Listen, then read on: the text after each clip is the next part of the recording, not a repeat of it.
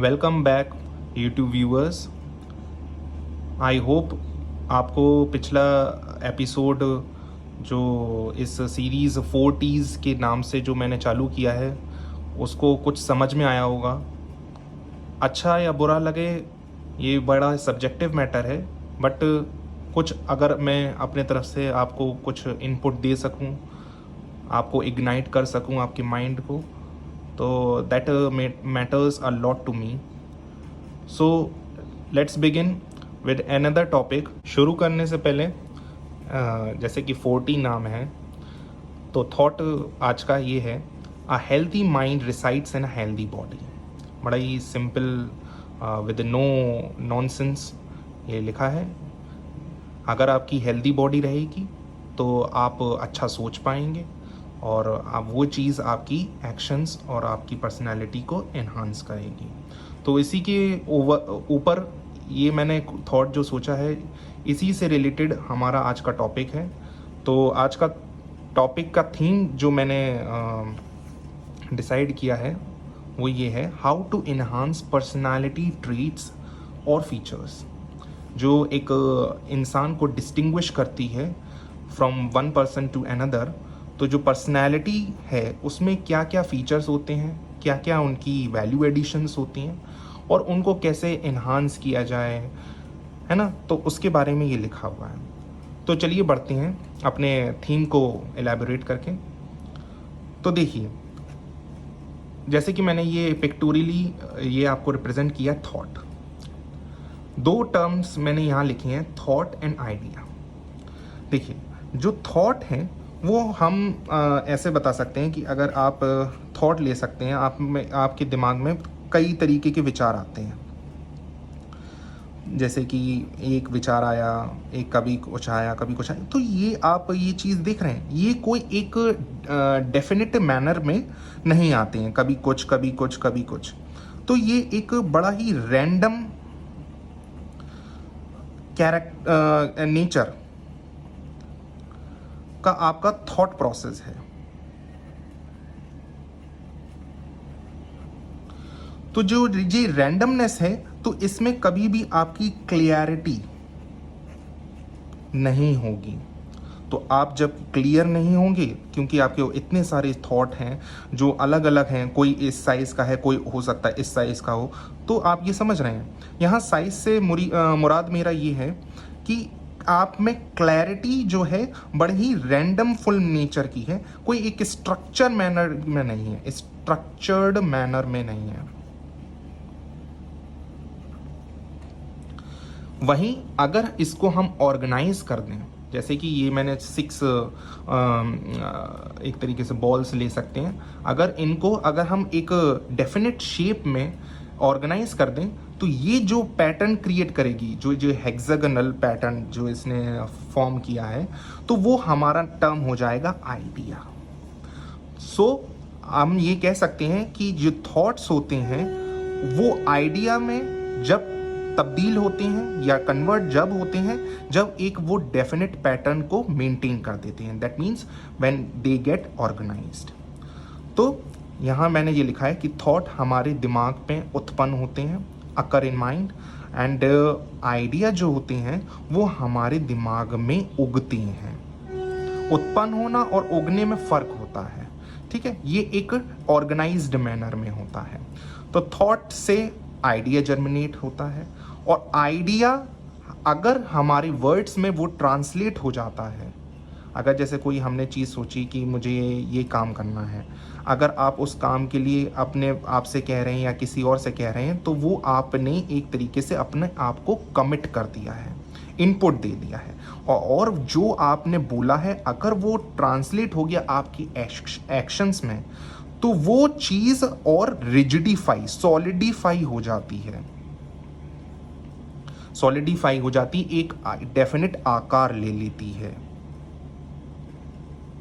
और जब ये डेफिनेट आकार ले लेती है, over the period of time अगर ये चीज़ रिपीट होती रही, अगर कोई आप अच्छा जैसे पढ़ रहे हैं, एक ये स्टूडेंट का ही एग्जाम्पल है जो पिछले लेक्चर में मैंने किया था इंक्लूड। जैसे आप पढ़ रहे हैं, आपके आइडिया आया कि मुझे आज ये सब्जेक्ट पढ़ना है, अगर आपने अपने मन में विचार आया, आपके थॉट, आपने उसको आइडिया को स्ट्रक्चरफुली एक टाइम टेबल के तहत या एक अपने शेड्यूल के तहत आपने वो प्लान आउट किया, तो वो एक आइडिया के फॉर्मेट ले लिया और वो आइडिया आपने अपने आप को बांध दिया वर्ड्स से कि मुझे ये टारगेट पूरा करना है, इस हफ्ते मुझे ये करना है, या डेली का टारगेट हो सकता है, वीकली टारगेट हो सकता है, वो जो आपके क्राइटेरिया होगा वो उस तरीके से।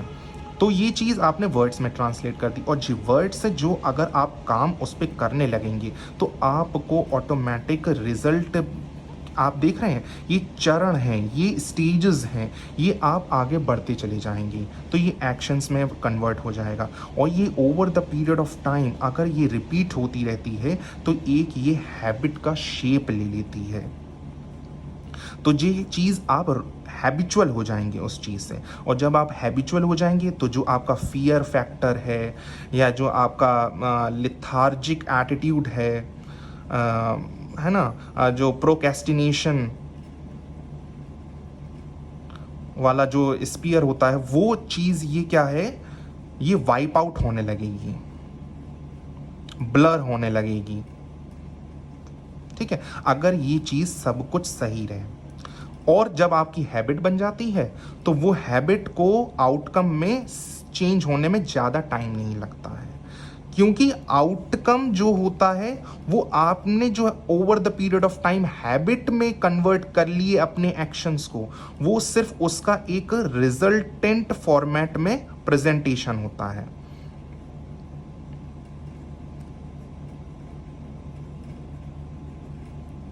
इसलिए इसको मैंने कहा है कि वैल्यू एडेड एंटिटी है आउटकम, कि आपने अपनी हैबिट्स में कितनी वैल्यू ऐड करी अपने रिजल्ट को बनाने में, वो चीज़ आउटकम में दिखती है। देखिए, आउटपुट और आउटकम में ये डिफरेंस होता है। आउटपुट क्या है, devoid of any materialistic value added things. ठीक है, इसमें आउटपुट में आपकी कोई वैल्यू एडेड चीज़ नहीं दिखती है, लेकिन आउटकम में आपकी वैल्यू एडेड चीज़ें रिफ्लेक्ट होती हैं। ठीक है, तो अब यहाँ देखिए, आपका थॉट आइडिया में कन्वर्ट हुआ, आइडिया वर्ड्स में कन्वर्ट हुआ, वर्ड्स आपके एक्शंस में कन्वर्ट हुए, और एक्शंस आपके हैबिट्स में कन्वर्ट हुई, और over the period of time जो हैबिट आपने डेवलप करी उससे आपको डिज़ायर्ड रिजल्ट मिला आउटकम के फॉर्म में। ठीक है, ये चीज़ें आपकी गायब होने लगेंगी अगर आपका हैबिट सही बनी होगी तो। लेकिन ह्यूमन नेचर है, हम तमाम चीज़ों से डेली इंटरेक्ट करते हैं, तो उसके वजह से कुछ चीज़ें हमारी आइडिया वाली स्टेज में कंटेमिनेंट्स के फॉर्म में आने लगती हैं। कुछ भी हो सकता है, सेकंड थॉट आदमी लेने लगता है। ठीक है, आपको कोई काम में उलझ जाते हैं, वो आइडिया वहीं डाई डाउन हो जाता है। ठीक है, वहीं ख़त्म हो जाता है। कुछ आइडियाज़ तो वो वहाँ जर्मिनेट हुए और वहीं ख़त्म हो गए, कुछ तो ऐसे होते हैं। ठीक है, तो ये कंटेमिनेंट्स जो होते हैं ये बहुत सारे, इसलिए मैंने इन साइन से इंडिकेट किया है कि जो आइडिया है ये तो बड़ा एक सीरीज़ टाइप का है।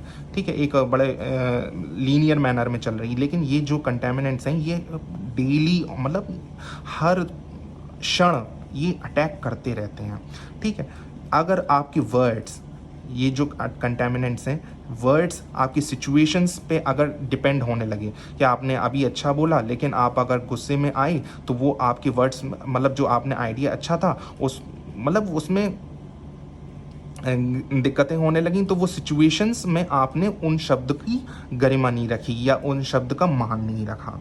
ठीक है, तो ये चीज़ें फिर आगे रिफ्लेक्ट होने लगती हैं, ये एक्शंस में तब्दील होने लगेंगी कि आप अगर गुस्सा करेंगे तो तब आपके वर्ड्स कुछ बोलेंगे, एक्शंस कुछ बोलेंगे। आपने कुछ बोला होता है और आपके एक्शंस कुछ और ही बता रहे होते हैं। तो इन सब में ये चीज़ जो आउटकम से रिलेटेड होती है, ये चीज़ सिर्फ और सिर्फ तभी पॉसिबल है जब ये आपका ये कंडीशन सेटिस्फाई होगी। जब आपका दिमाग सब काम रहेगा, क्योंकि टर्बुलेंट माइंड में कभी कोई थॉट अच्छा आ ही नहीं सकता। अगर वो थॉट आया भी तो वो एक्चुएट नहीं हो पाएगा कोई भी ग्रेट वर्क में। देखिए, गुड थॉट को ग्रेट वर्क में तब्दील करने के लिए ये वाली सिचुएशन को सेटिस्फाई करना बहुत ज़रूरी है। ये अगर कंडीशन सेटिस्फाई हो गई तो ये चीज़ में ज़्यादा दिक्कतें नहीं आती हैं। ठीक है, तो काम माइंड होना चाहिए, काम बॉडी भी होना चाहिए। अगर पता चला आप उल्टा सीधा खा रहे हैं, ठीक है, और आपकी जो स्लीपिंग शेड्यूल है या बॉडी का एक्सरसाइज आप करते हैं या नहीं करते हैं, तो वो जो पैटर्न है, डेली लाइफस्टाइल पैटर्न कह सकते हैं, वो अगर आपका सही नहीं है तो वो कभी माइंड आपका काम रह ही नहीं सकता। कुछ ना कुछ सेकंड ओपिनियन थॉट आते ही रहेंगे और वो ये एक तरीके से कंटेमिनेंट्स हैं। ठीक है, और आपकी सराउंडिंग्स, आपका इन्वायरमेंट, आपका वर्क कल्चर, आपका फ्रेंड सर्किल, आपका पीयर ग्रुप, आपकी फैमिली मेम्बर्स, आपके नेबर्स, ये सब इस सराउंडिंग्स में आते हैं। आपने कैसा माहौल अपने आप को दे रखा है, आप कैसा म्यूज़िक लिसनिंग करते हैं, एंड मतलब कुछ भी इसमें आ सकता है सराउंडिंग में। तो देखिए, जब आपका काम माइंड होगा, बॉडी होगा, सराउंडिंग होगी, तभी ये चीज़ आपकी आउटकम में कन्वर्ट होगी। इसलिए मैंने ये शुरू में थॉट दिया था, a healthy mind resides in a healthy body. I think आपको इतनी चीज़ें तो समझ में आई होंगी। अब देखिए, ये मैंने लिखा है फिल्टर डाउन अप्रोच।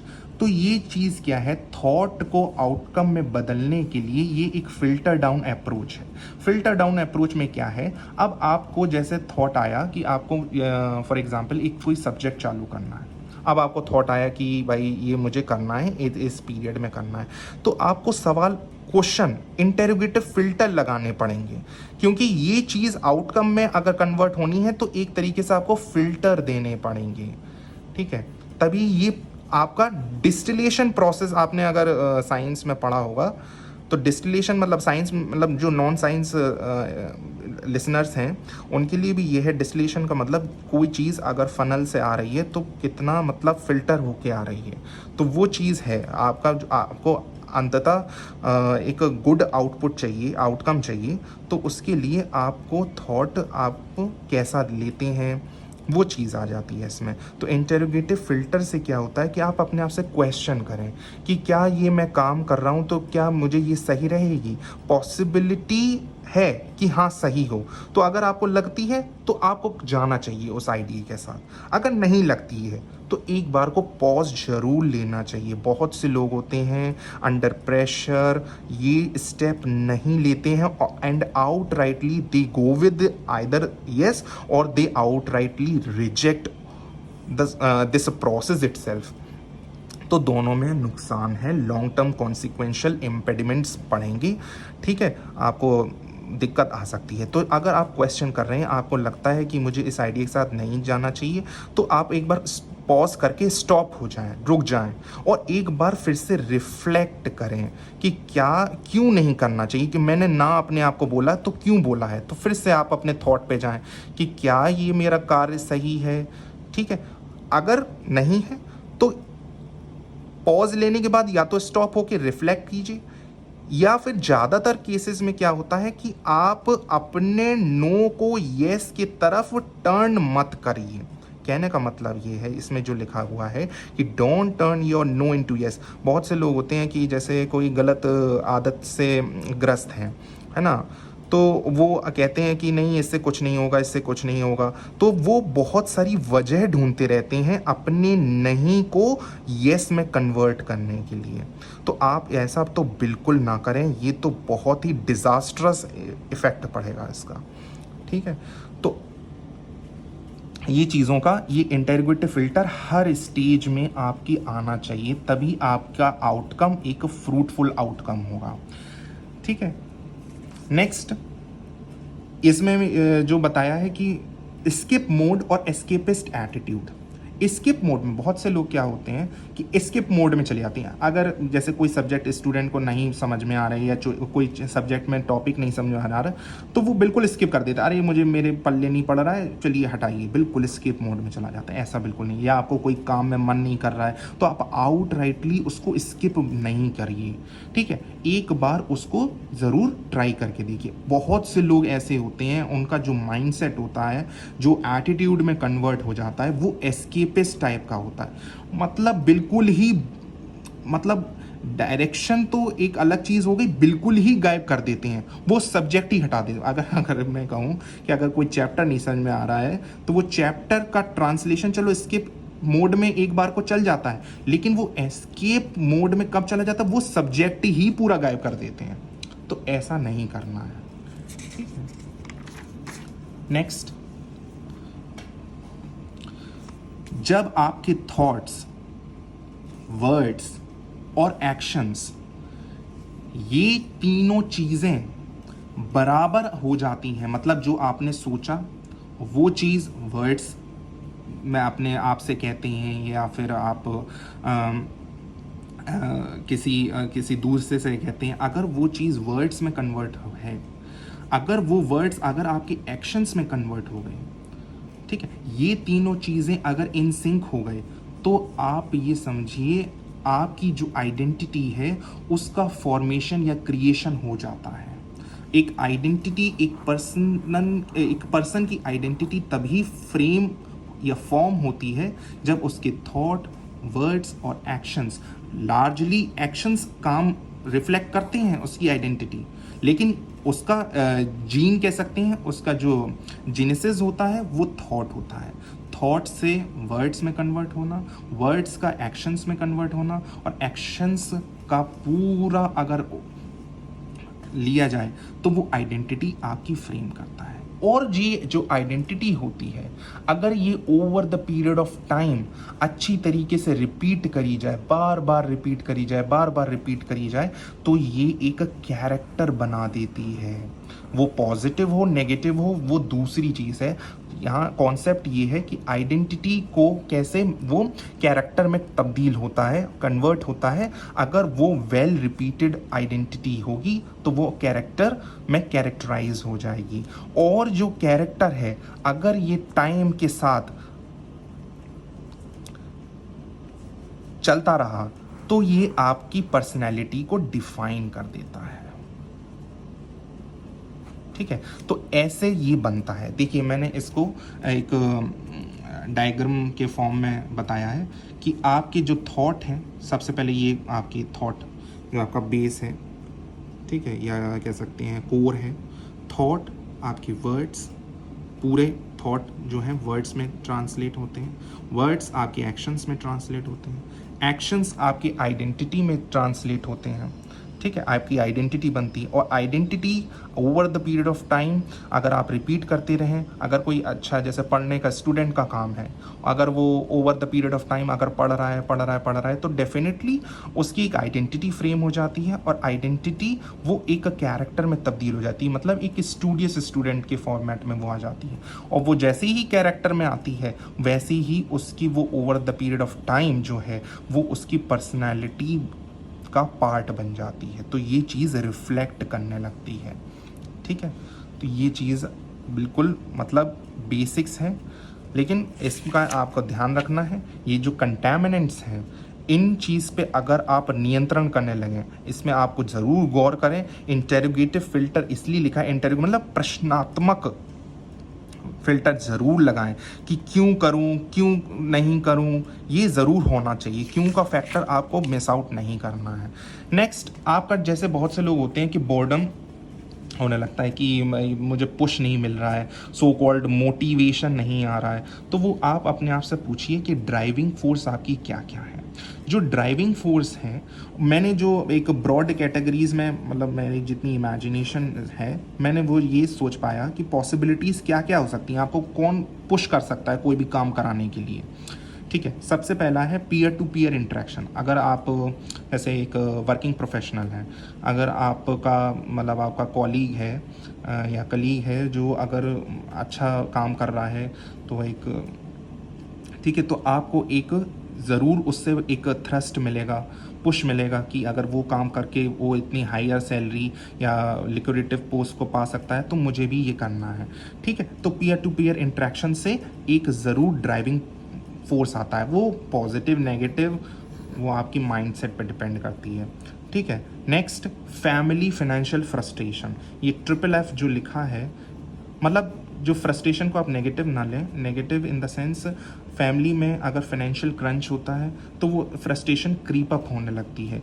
वो आपको एक पुश देती है, एक पॉजिटिव आउटलुक देती है कि आप ये जो टारगेट या आपने ड्रीम सोच रखा है कि मेरा अच्छा घर हो या अच्छी जॉब हो, तो वो अचीव करने के लिए ये चीज़ आपको पुश कर सकती है। फाइनेंशियल कंस्ट्रेंट इंडिया में बड़े ही मेजर इशू है, ज़्यादातर लोग ये फेस करते हैं, तो ये चीज़ें आप में पॉजिटिव आ सकती है। नेक्स्ट इज लिक्विडेटिव जॉब और पोस्ट स्टेटस। जो अगर लिक्विडेटिव जॉब है, पोस्ट है, स्टेटस है, अगर आप उसके प्रति अगर आकर्षित होते हैं, वो अगर एस्पायर करते हैं, तो वो एक आपके लिए पुश फैक्टर बन सकता है। बहुत से लोग आइडल इंस्पिरेशन होते हैं आपके लिए, जैसे अगर एथलीट है तो वो एथलीट अगर रनिंग में है तो उसेन बोल्ट किसी के लिए हो सकता है वो एक इंस्पिरेशन। तो ये आइडल के फॉर्म में इमेजिन, तो जो कोई अगर रनिंग करना चाहता है तो वो रनिंग करके उसेन बोल्ट को मतलब एक तरीके से बिल्कुल कॉपी करने की कोशिश करेगा या उसको बहुत हाई वो पुश करेगा। ये पुश फैक्टर्स होते हैं, ड्राइविंग फोर्स। और या फिर लास्ट जो मैं सोच सकता हूँ कि इनिट इंटेलेक्ट, आपका बौद्धिक स्तर खुद का जो है ना, इंटरनल फोर्स जो आपकी कहती है, वो भी कभी कभी आपको पुश करती है in order to pursue any goal और टास्क। ठीक है, नेक्स्ट थर्ड टॉपिक, टास्क। अब आपको चाहिए क्या? अगर आपको अपनी पर्सनालिटी को एनहांस करना है तो आपको सबसे पहले अपने थॉट प्रोसेस पे ही वर्क करना पड़ेगा। जब आपके थॉट, आपके वर्ड्स, आपके एक्शंस ये तीनों कोइंसाइड कर जाएंगे इसकी तरह बार बार रिपीटेड, तो वो आपकी एक आइडेंटिटी बन जाएगी। Identity translate over the period of time, repeatedly अगर आप करते रहेंगे तो वो कैरेक्टर में ट्रांसफॉर्म हो जाएगी और कैरेक्टर आपकी पर्सनालिटी को रिफ्लेक्ट करेगा over a period of time. अब थिंक ये कीजिए, last topic, would you rather do और नॉट, ये आ जाती है आप पे। आप इस पे ज़रूर सोचिए कि आपको करना है कि नहीं।